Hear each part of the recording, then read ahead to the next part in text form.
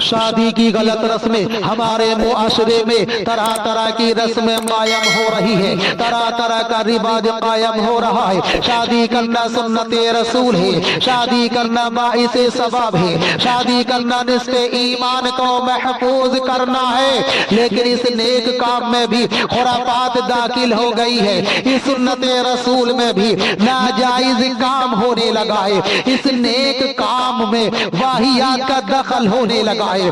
شادی بیاہ کے موقع پر ہمارے نوجوان فلمی گانا گاتے ہیں، شادی کے موقع پر ولیمہ کرانا سنت ہے، اپنی حیثیت کے وقت مطابق ولیمہ رکھے۔ آج ہمارے سماج میں ولیمہ کرانا اپنی عزت بڑھانا سمجھتے ہیں، اگر حیثیت نہیں ہے تو قرض لے کر ولیمہ کراتے ہیں، اگر روپیے نہیں ہے تو سود پر قرض لے کر ولیمہ کرتے ہیں، ایک سنت کی ادائیگی کے لیے حرام کاری کے مرتکب ہو رہے ہیں۔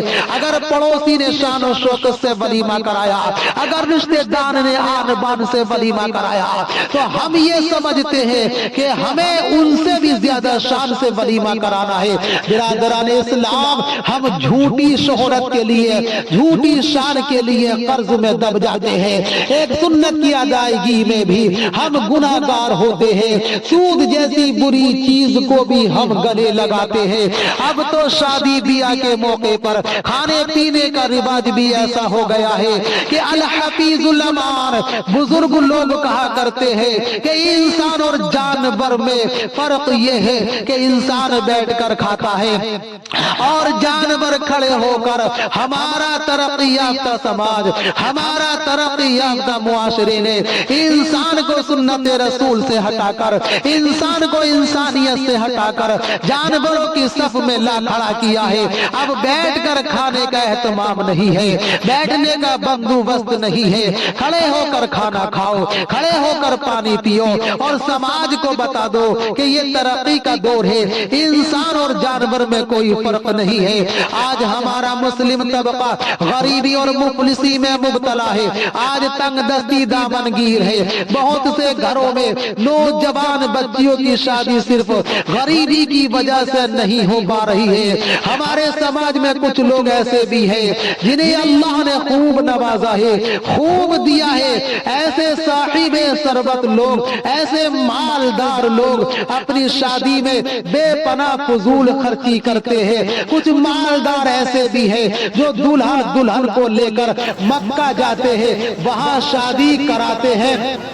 آپ اندازہ لگا سکتے ہیں کہ خرچ کتنا ہوتا ہوگا۔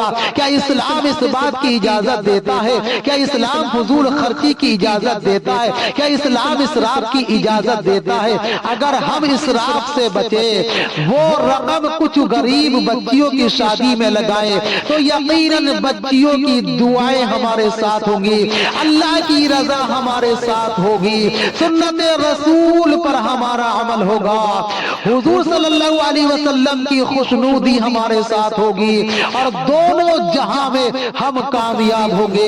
بعض شادیوں میں دیکھا گیا ہے، بعض شادیوں میں مشاہدہ ہوا ہے کہ اسٹیج لگائے جاتے ہیں، اس پر کرسی لگائی جاتی ہے، اس پر دولہا دلہن کو بیٹھا کر نمائش کی جاتی ہے۔ اسلام نے پردے کا حکم دیا ہے، اسلام نے حجاب کا حکم دیا ہے، یا اسلام کے حکم کے خلاف نئی نویلی دلہن کا چہرہ سر عام دکھایا جاتا ہے، کسی کو ترقی کا نام دیا جاتا ہے، کسی کی بھوکی نگاہیں ان پر پڑ رہی ہے، کسی کی پیاسی نگاہیں اس پر پڑ رہی ہے، سب کی نگاہیں اسی پر پڑ رہی ہے، دلہن مرکوز نگاہ بنی رہتی ہے۔ کیا یہی سنت رسول ہے؟ کیا یہی پیغام اسلام ہے؟ مسلمانوں، اپنے سماج کو بدل ڈالو، اپنی سوسائٹی کو بدل ڈالو، اپنے معاشرے کو بدل ڈالو، مذہب اسلام کو سماج کے سانچے میں مت ڈھالو، بلکہ سماج اور سوسائٹی کو اسلام کے سانچے میں ڈھال دو۔ اب بھی وقت ہے، حالات کو بدل ڈالو۔